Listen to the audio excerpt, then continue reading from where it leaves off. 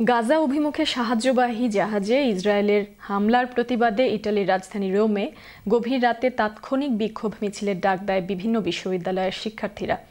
হাজার হাজার মুসলিম সহ ভিন্ন ধর্মীয় মানুষের সমাগমে উত্তাল হয়ে ওঠে রোম নগরী। ইতালি থেকে আমাদের প্রতিনিধি মিনহাজ হোসেনের রিপোর্টে বিস্তারিত।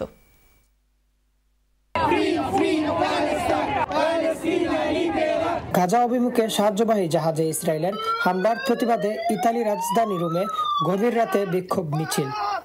ইসরায়েলের হামলার বিরুদ্ধে উত্তাল হয়ে উঠেছে ইউরোপের রাস্তাঘাট। গ্লোবাল সুমুদ ফ্লোটিলা মিশনে অংশ নেওয়া 50টি ত্রাণবাহী জাহাজের উপর ইসরায়েলি বাহিনীর বর্বর হামলার প্রতিবাদে রোমে পালিত হলো এক নজরবিহীন রাতের বিক্ষোভ।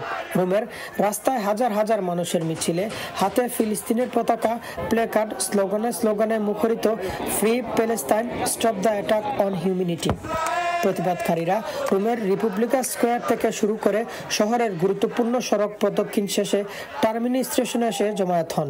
তাদের দাবি, অবিলম্বে গাজায় অবরোধ প্রত্যাহার এবং আন্তর্জাতিক সাহায্য পৌঁছানোর নিশ্চয়তা দিতে হবে। বিভিন্ন ধর্ম, বর্ণ, জাতির মানুষ, উল্লেখযোগ্য সংখ্যক প্রবাসী বাংলাদেশিরাও ছিলেন এই প্রতিবাদ মিছিলে।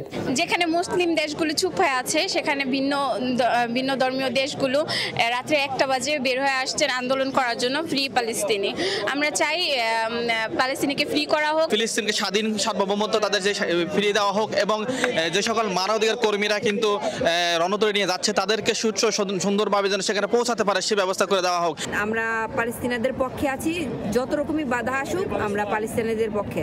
যারা এখানে মুসলমান আছে এবং অন্যান্য ধর্মের আছে তারা আজকে একটি ডেমনস্ট্রেশন করে এখানে আমরা অংশগ্রহণ করি এবং ফ্রি প্যালেস্টাইন একটি স্বাধীন রাষ্ট্র হিসেবে অতি দ্রুত ফিলিস্তিনিকে স্বাধীন রাষ্ট্র ঘোষণা করা হোক। ইসরায়েল যে ধ্বংসাত্মক করছে সারা বিশ্বের মুসলিম নেতৃবৃন্দকে এই সোচ্চার হওয়ার আহ্বান করছি। রোমের রাতের আধারে জ্বলছে মানবতার শিখা। ফিলিস্তিনের জন্য ন্যায় বিচারের এই ডাক থামবে না, এমনই প্রতিশ্রুতি জানিয়ে আজকের শান্তিপূর্ণভাবে শেষ হলে এই প্রতিবাদ ধারাবাহিকভাবে চলবে আগামী 4 অক্টোবর পর্যন্ত।